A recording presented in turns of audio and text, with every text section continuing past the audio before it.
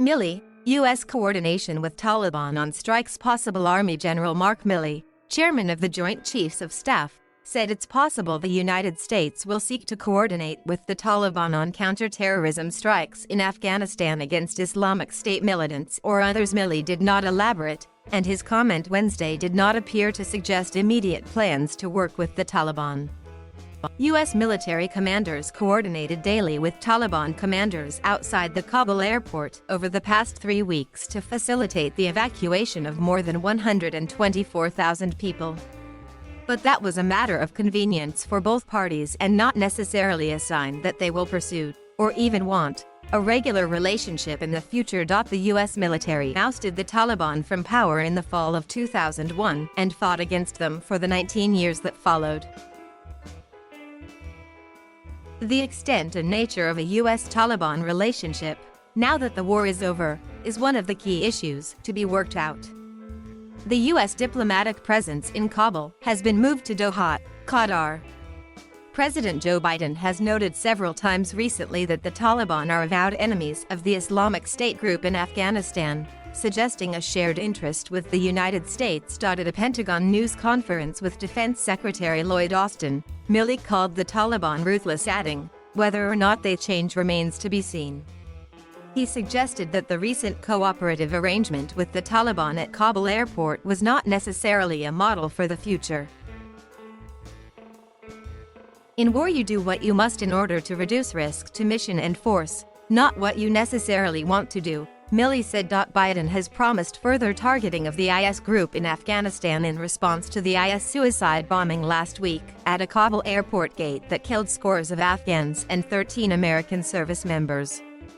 On Saturday, the U.S. military carried out a drone strike in Afghanistan that it said killed 2 IS planners. On Tuesday, Biden said, "To ISIS case, we are not done with you yet," referring to the IS group. Targeting Islamic State militants or other extremist groups, such as Al-Qaeda, will be more difficult with no U.S. military forces on the ground and no friendly government forces with which to share intelligence on extremist networks. But the Biden administration asserts that it can contain these groups by monitoring and potentially striking with assets based elsewhere in the region. Although the Taliban oppose IS, it's far from clear that they will be inclined to work with the U.S. military or the Central Intelligence Agency now that they have regained power in Kabul. Milley has recent experience with Taliban leaders, twice last year, most recently in December. He met face-to-face with them in an attempt to slow their attacks on the U.S.-backed Afghan government, which collapsed in mid-August, triggering the frantic U.S.-led evacuation.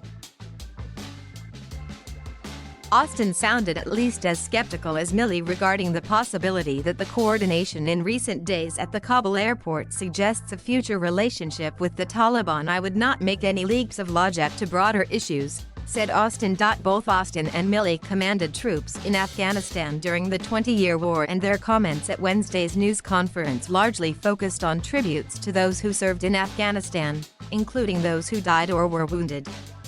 They also thanked all who contributed to the final airlift, which Austin called the largest evacuation of civilians in American history.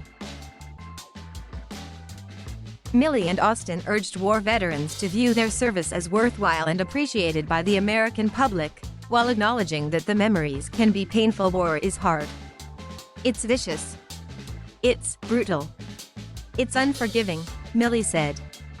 "Yes, we all have pain and anger. When we see what has unfolded over the last 20 years and over the last 20 days, that creates pain and anger." With the U.S. involvement in the war over and all American military out of the country, Biden is grappling with the prospects of a new relationship with the Taliban.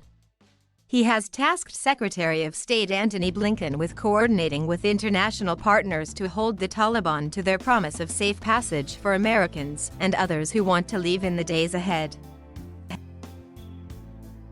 Marine General Frank McKenzie, head of U.S. Central Command, has described the U.S. relationship with the Taliban during the evacuation as very pragmatic and very businesslike, saying they helped secure the airport.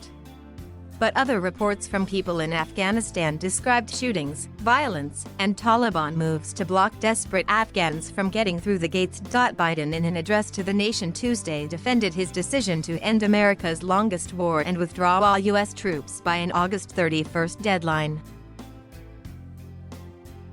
"I was not going to extend this forever war," Biden declared from the White House. "And I was not going to extend a forever exit." Biden is coming under heavy criticism, particularly from Republicans, for his handling of the evacuation. But he said it was inevitable that the final departure from 2 decades of war, first negotiated with the Taliban for May 1 by former President Donald Trump, would have been difficult, with likely violence, no matter when it was planned and conducted.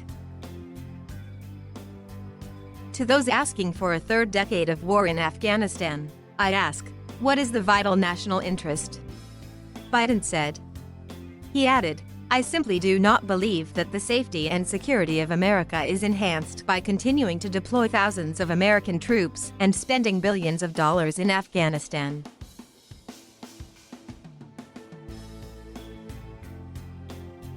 Thank you for watching.